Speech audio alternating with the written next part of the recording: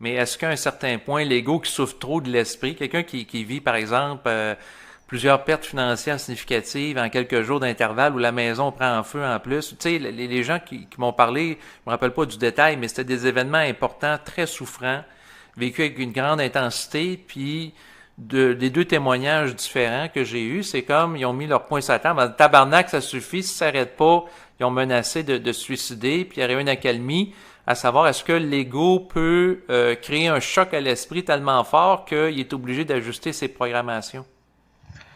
Ben moi, ce que je vois là-dedans, c'est une certaine synchronicité, plus que l'esprit qui recule. Mais ça, c'est du cas par cas. Si, comment je pourrais dire ça? C'est difficile à expliquer des choses comme ça. Ben, c'est pour ça que je t'en parle, parce que je veux avoir ton éclairage. Parce que là, ces gens-là me Ben, partagent c'est ça ça, c'est comme parce que c'est du cas témoignage, puis je par trouve cas. ça très délicat. Ça Euh, dépend tout le temps les détails, le oui. contexte, les circonstances. Souvent, la personne, elle va atteindre le fond du baril puis avoir la capacité de le remonter. Puis, mais ça va être à cause d'une subjectivité inconsciente, ça va coïncider avec là où justement les choses vont se réaligner puis se replacer. C'est comme si la personne inconsciemment, sans s'en rendre compte, elle va ajuster ses nouvelles ressources de survie ou sur un nouveau mouvement, puis ça va coïncider avec des choses qu'inconsciemment, c'était le temps que ça soit là. L'être humain, il sait tout au fond de lui-même. C'est un peu comme si d'une certaine façon, on connaissait même certaines choses qui sont liées à la programmation dans notre vie, mais ça reste au niveau d'un ego incarné, ça reste dans des parties plus prépersonnelles, là. Donc, c'est pour ça là, que c'est comme si les structures s'ajustent un peu. C'est des phénomènes de survie. C'est des phénomènes de survie. Puis ce que je vois surtout là-dedans, c'est qu'il y a une polarisation pareille. Puis c'est peut-être l'affaire d'être obligé d'aller vers des pulsions de mort pour déclencher des phénomènes que tout d'un coup, là, il y a des pulsions de vie qui arrivent exactement en même temps que les choses se réalignent. Parce qu'au niveau des rapports avec l'esprit, on égoïse l'esprit. Comme l'esprit a réalisé que. Oui, je comprends. Il y a de l'anthropomorphisation par rapport à ça. Je suis d'accord avec toi. Mais en même temps, j'essaie d'étudier comment que l'être humain peut en venir à un rapport de force avec l'esprit pour pas juste en être la victime à travers des événements oppositionnels très lourds, puis essayer de retourner la situation à son avantage. Ouais, mais c'est quoi qui est réellement à son avantage au niveau de si on le regarde occultement, dans le sens que si la personne elle a des choses à intégrer, puis que pour ça, il faut qu'elle ait tout le temps juste assez de cordes. C'est clair que ça va coïncider avec, c'est comme si là, tout d'un coup, l'esprit, l'événementiel, les choses, là, il y a du lousse, là. Comme s'il y avait une petite accalmie parce que la personne en a besoin. Mais au fond, c'est quoi qui fait qu'on intègre? C'est d'une certaine façon, c'est par de la souffrance expérimentale. Puis, qu'est-ce qui fait que tout d'un coup, pour certaines personnes, on dirait que ça s'ajuste, c'est-à-dire ils vont tout le temps être à la limite. Là, après ça, ça va mieux. Puis là, après ça, whoop, puis ça continue, ils retournent avec des problèmes. Puis là, ça arrive encore à la limite, c'est sur le bord de la fracture. Après, tout d'un coup, whoop, ils ont un petit peu de lousse. Puis là, puis c'est ça toute leur vie. Il y a beaucoup de gens que c'est comme ça. Hmm.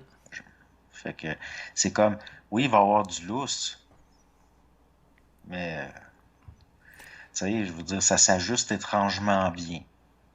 Puis l'ego, après, il va rationaliser. Puis il va dire, ah, l'esprit a réalisé que là, j'étais sur le bord, puis que ça allait passer proche, fait qu'il m'a donné du lousse un peu, il m'a donné de la marge. Mais ça, c'est d'un point de vue psychologique de l'ego, qu'est-ce qui se passe réellement occultement? Hmm. C'est clair que l'ego, il est manipulé pour penser ça, en rationalisant ça, mais ça ne veut pas dire que c'est ça le phénomène. Là, l'esprit va être obligé de recommencer tout le processus avec un autre ego. Pourquoi? Ce qui est enregistré, c'est enregistré.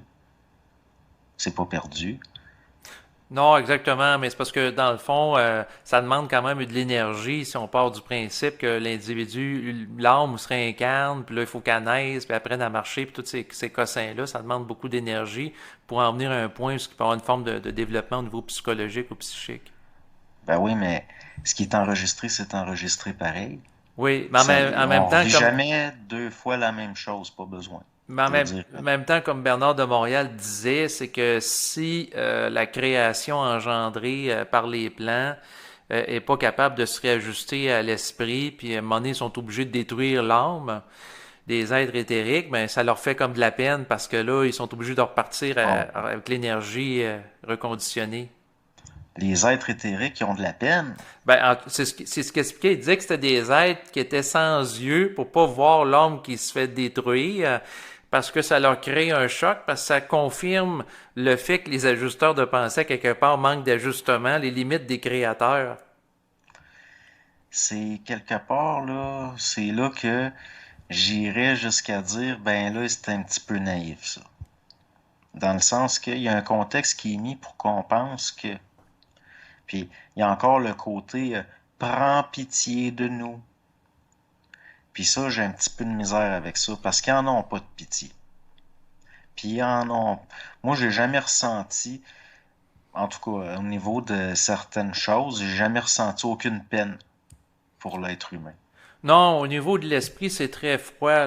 Si on peut ressentir la pitié, c'est sûr que ça peut être lié à de la subjectivité qu'on projette ou de l'astralisation.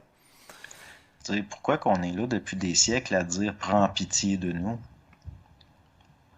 Dans le sens que ça se peut-tu que l'autre bord, ils en ont pas? Sinon, pourquoi on le demande? Comment composer intelligemment là, par rapport à tout ça dans l'optique de mettre de l'ordre puis que ces événements-là cessent. Là. Ben là, c'est parce que cette souffrance-là est censée au moins générer une colère. Oui, ça m'amène à... Ensuite, Oui, vas-y. générer, prendre l'énergie de cette colère-là pour générer de la volonté qui va permettre au moins de combattre l'événementiel.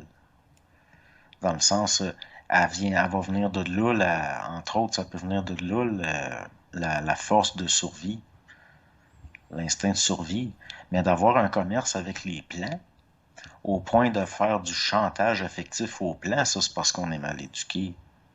Parce que ça, c'est des choses qui justement vont plus servir à nous faire intégrer de force qu'autre chose. Menacer l'esprit, comme si on fait comme un immature là, qui sa femme a menace de le quitter, puis il dit tu me quittes, je vais me suicider. Si on se met à avoir des rapports comme ça avec l'invisible, c'est parce qu'on est manipulé encore. Mais en Je peux même pas temps, voir ça de la comme ça. façon que je le comprenais, c'est que l'ego sur Terre a à ajuster l'esprit, dans le sens qu'un ajusteur de pensée peut être ajusté par le vivant. De ce que je comprenais, c'est que l'esprit, au niveau théorique, ils ont accès au savoir, la science de la vie, mais au niveau pratique, ils ont à s'ajuster à l'individu qui vit sur le plan expérimental.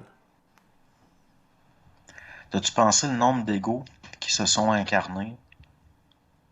Puis là, nous autres, en tant qu'égos, on pense qu'on a plus la science des lois de la vie que ces plans-là, qui ont Ben, tout archivé, qui ont tout enregistré, qui ont tout étudié. je comprends qu'il peut y C'est avoir... sûr que ça a l'air désajusté des fois, puis tout, mais ça va vouloir nous entretenir dans l'illusion que c'est nous autres qui ajustent l'esprit, alors qu'à chaque fois, c'est jamais l'ego. Je veux dire, ça peut pas être l'ego. Quand quelqu'un évolue ou que quelqu'un devient créatif dans sa vie ou qui entre plus dans une puissance dans sa vie, c'est sûr que ça va pas être parce qu'il a ajusté. Tu sais, je veux dire, ça peut passer par là, ça va prendre ces formes psychologiques-là parce que l'ego en a besoin. Mais quelque part, il y a quelque chose d'une sorte de subjectivité qu'on appelait anciennement de l'orgueil. Mais pas au sens de se penser au-dessus de ces affaires-là, mais dans le sens de penser que l'intelligence égoïque de l'individu a plus de valeur que... On donne une valeur à notre expérience, mais sur ces plans-là, l'expérience est valable tant qu'il y a de l'évolutionnaire. Si les lois de la vie, si la personne, au niveau de son expérience sert plus à rien, Mhm. mais ça va tout le temps s'ajuster pour que l'ego soit dans l'illusion qui a le contrôle. Mais même si c'est dans l'illusion comme d'une perte de contrôle contrôlée, là, ou comment je pourrais dire ça, comme un dérapage contrôlé. Mais il reste que ça va tout le temps vouloir amener l'ego à ses limites. Ça va tout le temps le confronter à des situations qui a de la difficulté à intégrer. Ça va tout le temps le rendre à la limite de l'insupportable. Mais là, ça dépend tout le temps, c'est du cas par cas, ça dépend du contexte. Mais l'idée qu'un ego humain puisse, à ce niveau-là, marchander, faire des menaces à l'esprit en disant, ben là, si ma vie va pas mieux, je vais me suicider. À mes yeux, le phénomène qui va faire que peut-être l'événementiel va s'alléger un peu, je le vois pas comme le résultat d'une sorte de commerce comme ça. Parce que là, ça veut dire qu'il y a un petit peu d'astral pareil. Parce que l'affaire Mais des en même temps, commerçants avec l'homme nouveau l'invisible, n'est pas censé dicter à l'esprit les lois de la vie qui intègrent la dimension pratique. ben oui, mais je veux dire, l'homme nouveau, s'il intégrait les lois de la vie, il va être en accord avec l'esprit. Donc, autrement Il dit, il va va avoir, accepter les événements oppositionnels. non, il va être créatif avec. Mais Dans le pour être sens que, créatif avec, il faut qu'il monte en vibration. Puis souvent, la montée en vibration vient avec la colère. Fait qu'à ce moment-là, la rébellion qui peut être en lien face à des événements oppositionnels peut servir à changer son taux vibratoire. ben oui, il faut être en rébellion justement par rapport à l'événementiel. Ben là, si on se met à, tu sais, si on se met, ben c'est pas une rébellion, ça dépend de quoi on parle, là. L'homme nouveau, c'est comme autre chose, là, complètement. Tu sais, je veux dire, il va pas psychologiser autant que ça, là. Probablement, ça va aller de soi.